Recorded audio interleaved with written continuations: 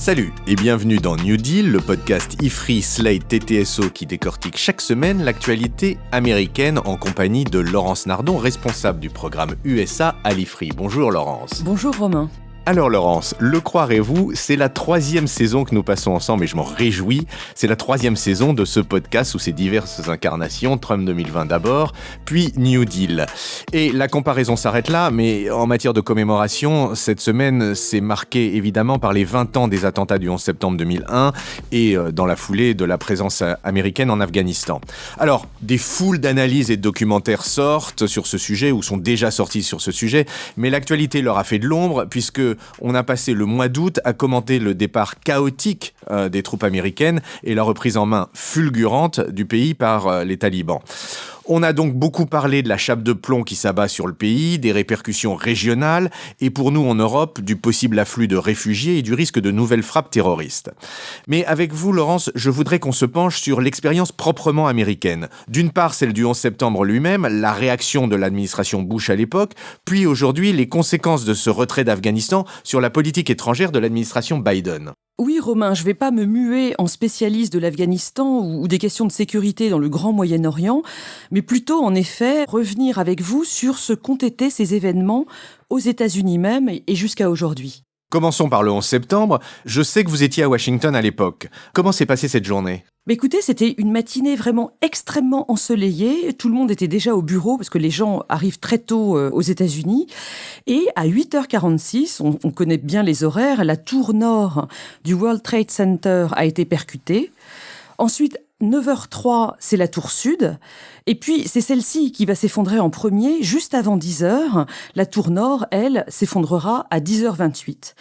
Et c'est pendant cette première heure que, absolument médusés, on voyait en temps réel les images des gens qui se jetaient des tours en feu, des images vraiment affreuses qui ont été retirées par les chaînes de télé, d'ailleurs, assez rapidement. Et puis, comme je le disais, avec l'effondrement des tours, on a eu d'autres images absolument spectaculaires et atroces. Et il faut vraiment revenir sur le fait que ces attentats ont été vus à la télé quasiment en temps réel, avec une charge émotionnelle extrêmement forte pour toute la population américaine et puis dans le reste du monde, bien entendu. Je précise qu'à l'époque, en tout cas là où j'étais, c'est-à-dire au CSIS, qui était un centre de recherche, un think tank de Washington, les gens avaient tous des télévisions dans leur bureau. Donc vraiment, tout le monde a vu ces images. Oui, qu'on ait une télévision dans son bureau ou pas, tout le monde peut témoigner que, en direct, tout le monde voyait ces images. Alors on était plongé dans la stupéfaction et l'horreur, mais aussi dans le stress, parce que dans ce début de matinée, on pensait qu'il y avait d'autres avions détournés en l'air. Et en effet, à 9h37, c'est le Pentagone qui a été frappé à son tour. Et dans l'immeuble où je me trouvais, dans le quartier des affaires, dans le centre-ville de Washington, sur K Street à l'époque, on a vu peu après une fumée opaque remonter dans les immeubles. C'est parce qu'en réalité, il y avait des gaines électriques qui passent sous le Potomac depuis la Virginie pour alimenter la ville de Washington. Et donc la fumée du Pentagone en feu passait sous le fleuve pour arriver dans les immeubles de Washington. Oui, et puis il y avait ce 4e avion au destin tragique. Oui, destin tragique et héroïque parce que c'est le vol United Airlines 93 qui était en route pour le Capitole, ce qu'on pense aujourd'hui probablement, mais qui s'est écrasé dans la campagne parce que les passagers se sont révoltés à l'intérieur et ont provoqué la chute de l'avion avant qu'il n'atteigne sa cible. Ce qui est certain 20 ans après, c'est que le pays a été plongé dans une sorte de sidération pendant plusieurs jours. Je me souviens du titre du Washington Post le 13 septembre, « Nation reels as tall mounts ». La nation vacille, la nation titube, tandis que le bilan s'alourdit. La nation, à l'époque, c'était l'administration Bush et elle a réagi assez rapidement. Oui, alors l'objectif immédiat, ça a été la vengeance contre les bases d'Al-Qaïda, donc le groupe terroriste sunnite responsable de ces attentats, ces bases qui étaient déployées en Afghanistan. Les troupes américaines y sont arrivées dès octobre 2001, c'est-à-dire un mois après. C'était l'opération Enduring Freedom. Et puis, plus largement, l'administration Bush a mis en place une War on Terror, une guerre contre le terrorisme, une guerre qui s'est voulue immédiatement mondiale, implacable, et ça a été tout l'unilatéralisme de l'administration Bush dans les années qui ont suivi. Vous parlez d'un objectif de vengeance, mais on va au-delà de ça. Oui, parce que avec la chute très rapide du régime des talibans en Afghanistan, les États-Unis sont passés graduellement à un objectif très différent, un objectif de changement de régime en Afghanistan. L'idée, c'était d'installer une démocratie à l'occidentale dans ce pays. Oui, mais quand je vous disais qu'on n'en est pas resté là, je pensais plus précisément à la guerre en Irak. Oui, vous avez raison, parce que les États-Unis ne sont pas restés seulement en Afghanistan sur cet objectif de lutte contre le terrorisme et de changement de régime. Ils ont aussi, et de manière incompréhensible déjà à l'époque, voulu envahir l'Irak pour se venger de Saddam Hussein, qui était accusé par l'administration Bush de développer des armes de destruction massive, pour tenter, là aussi, d'installer une démocratie à l'occidentale. On se doutait alors, et on sait aujourd'hui de manière indiscutable, que l'Irak de Saddam Hussein, dans ces années-là, n'avait plus de programme de développement d'armes de destruction massive. Mais bon, l'invasion US a vraiment eu lieu à partir de 2003.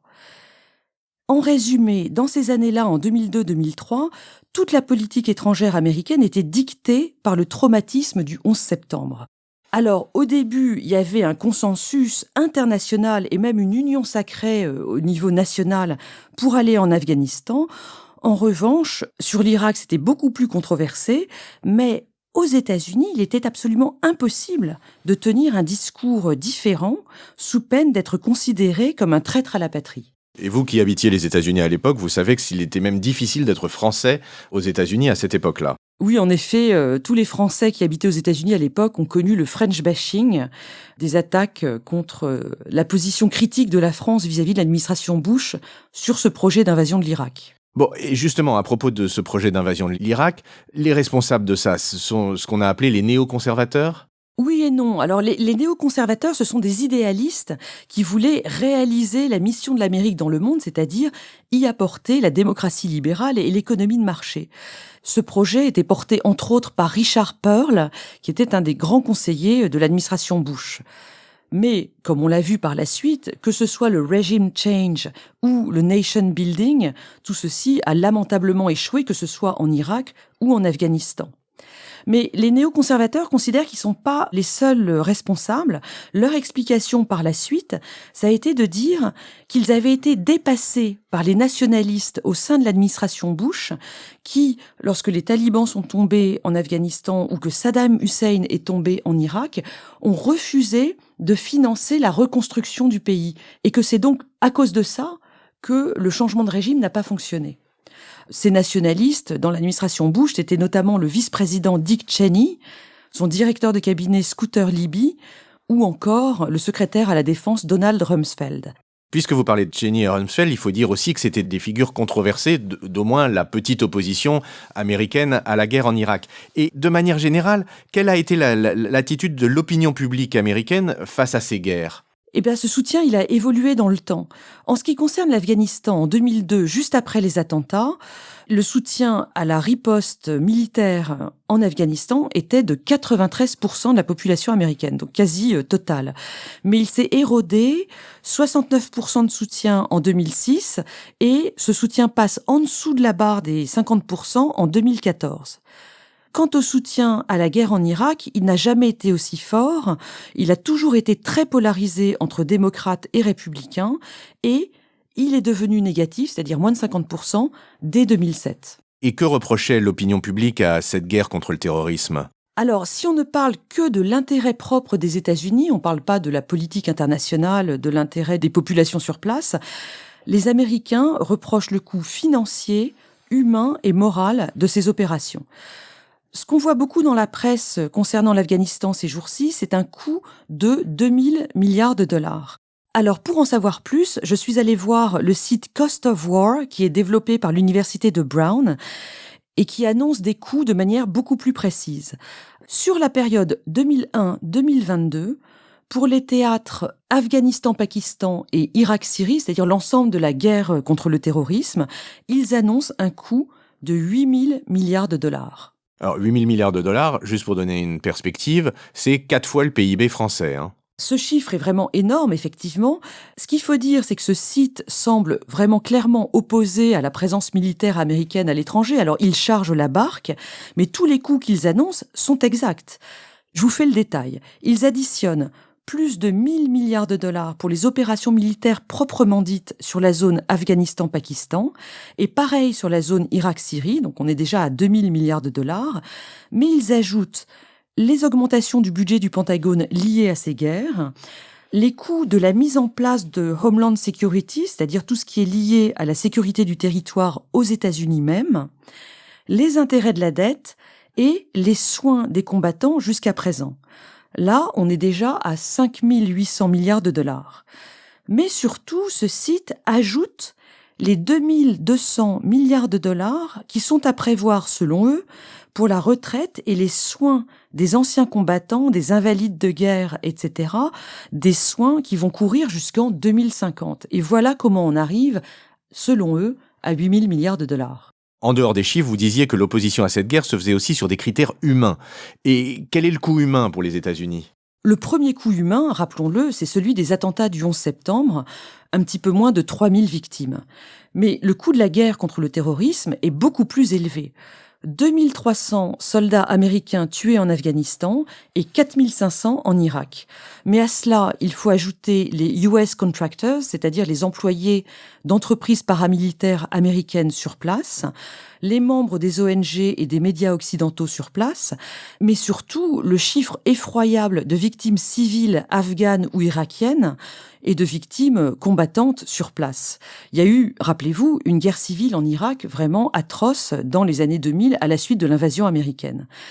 Le site Cost of War, toujours le même, présente un décompte des victimes et aboutit au chiffre de 700 000 personnes tuées, là encore, sur le théâtre Afghanistan-Pakistan et Irak-Syrie. 700 000 victimes, évidemment, ça pèse sur la conscience américaine, non ? Oui, bien sûr, c'est un coup moral extrêmement lourd pour l'Amérique, mais ça va au-delà. Il faut d'abord parler de l'échec de ces tentatives de démocratisation un peu naïves, et puis aussi des abus qui ont été commis par les Américains. Les tortures à Abu Ghraib en Irak ont été dénoncées dès 2004. Elles ont été commises par l'armée américaine et on pense que ce sont peut-être des bavures. Mais la CIA, elle, de son côté, a utilisé la torture de manière systématique et totalement validée par la hiérarchie. Il faut aussi parler de Guantanamo, la prison américaine qui est encore en opération aujourd'hui. Pour Amnesty International et d'autres, il faut parler clairement de crimes de guerre.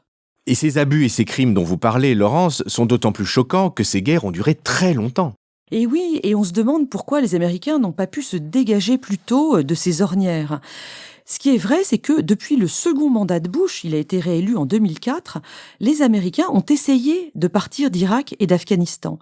Mais ça a été très difficile. Il y a eu d'ailleurs diverses phases très complexes de renforcement militaire, ce qu'on a appelé le surge, en Irak en 2007, en Afghanistan en 2009.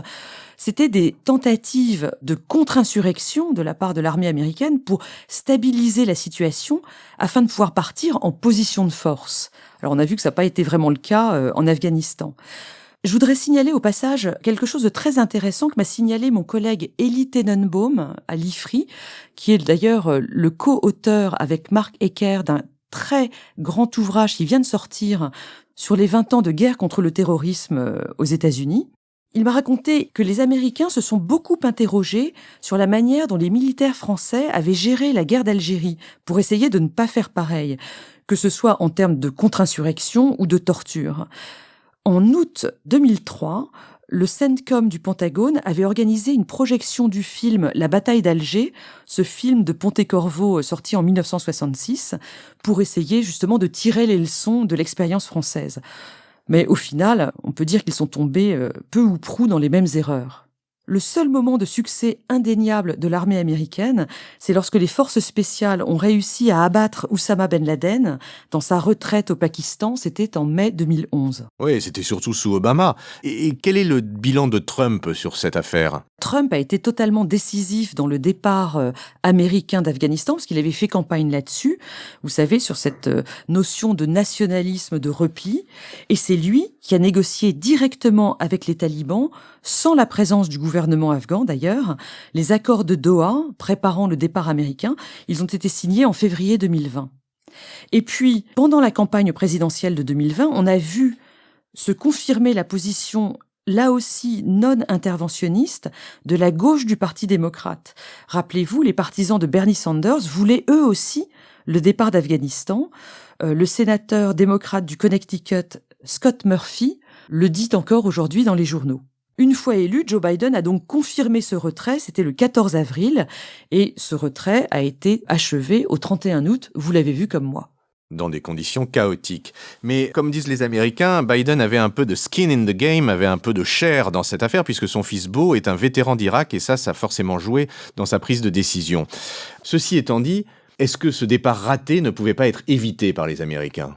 Avant de répondre à cette question, je voudrais dire qu'il y a deux sujets quand même bien différents, parce qu'il y a d'une part la question du bien fondé de la présence américaine en Afghanistan. Est-ce que finalement il pouvait rester indéfiniment dans ce pays en assumant d'avoir une vingtaine de soldats tués chaque année ? Ce serait devenu un petit peu comme le tribut d'Athènes au Minotaure dans la mythologie. Et tout ça pour tenir à bout de bras un gouvernement corrompu et garantir une stabilité relative dans la région. Franchement, je crois que l'opinion américaine, que ce soit les Trumpistes ou la gauche des démocrates, en avait assez. Et d'autre part, la question que vous me posiez, c'est-à-dire celle de ce départ très mal organisé, en effet. À mon avis, il y a deux choses à dire. D'une part, les Américains auraient pu mieux organiser dans le temps leur départ, c'est-à-dire s'y prendre plus tôt. Mais là, certains experts vous disent que s'ils étaient partis plus tôt, les talibans auraient pris le contrôle du pays plus tôt, ça n'aurait pas vraiment changé grand-chose.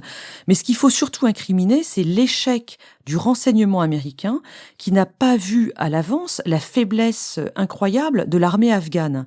Ce qu'il faut savoir, c'est que un certain nombre d'unités de l'armée afghane n'existaient tout simplement pas, elles n'existaient que sur le papier pour que les intermédiaires récupèrent de l'argent de formation de la part du gouvernement américain. Et d'autre part, cette armée était totalement démotivée par le départ annoncé des Américains, le manque de sentiment national dans un pays qui est quand même éclaté entre 10 ethnies dans des vallées très séparées. En fait, tout ceci a été détaillé par la presse, je n'ai pas besoin d'en dire plus. En revanche, expliquez-nous un petit peu ce que ça fait à la cote de Biden. Il semble d'ici être assez affaibli politiquement par cette affaire. Et comment est-ce qu'il peut remonter la pente ? Oui, vous avez raison, Biden a chuté dans les sondages. Depuis la fin août, son taux d'approbation n'est plus que de 45% contre 48% qui désapprouvent le président. Mais à mon avis, il y a moyen de rétablir la situation parce que, comme on l'a dit, l'opinion publique américaine est assez soulagée du départ des troupes d'Afghanistan. Et donc, tout va dépendre du narratif qui est déployé dans les semaines qui viennent par l'administration Biden. Elle peut dire, par exemple, que le président n'a fait que tenir la parole de l'Amérique en respectant les accords de Doha qui avaient été signés sous Trump. Et ça va rétablir la crédibilité du pays. Ils peuvent aussi essayer de travailler sur la réputation de compétence, donc qui est un peu abîmée de l'administration Biden. On voit ces derniers jours dans les médias des experts expliquer, comme je l'ai mentionné tout à l'heure, que le départ finalement ne pouvait pas se passer bien, que de toute manière ça allait être la catastrophe, pour essayer de dédouaner un peu cette administration. Elle doit aussi expliquer que le départ des troupes d'Afghanistan libère des capacités militaires pour pivoter sur les théâtres qui comptent aujourd'hui, c'est-à-dire le théâtre de l'océan Pacifique autour de la Chine. En d'autres termes, il faut expliquer que, puisque les Américains ne sont plus en Afghanistan, ils vont pouvoir être disponibles pour s'occuper de Taïwan si jamais le besoin s'en fait sentir. Et puis enfin, il serait peut-être judicieux de faire intervenir d'autres officiels que Biden qui semblent quand même très fatigués ces dernières semaines. Vous êtes relativement optimiste pour l'administration Biden, Laurence. J'ai lu la presse américaine ces derniers jours et j'ai vu qu'ils commençaient déjà à titrer sur d'autres choses, comme par exemple la suite de la pandémie, l'ouragan Ida en Louisiane, et puis le sujet qui monte, qui est le passage de la loi sur les infrastructures que promet l'administration Biden. Et donc, je pense, en tout cas pour ce qui concerne les États-Unis, je ne parle pas du tout du reste du monde, je pense qu'ils vont passer à autre chose. Pour ma part, j'en resterai sur votre prédiction que les ressources de l'armée américaine vont passer d'une guerre en Afghanistan à une guerre contre la Chine. Je ne suis pas sûr que je sois immensément rassuré par ce passage de votre podcast, Laurence. Je vous en remercie néanmoins et je me réjouis de vous retrouver la semaine prochaine. Merci Romain, à la semaine prochaine. New Deal, chaque semaine sur Slate, TTSO, Lifree et sur vos plateformes de podcast préférées.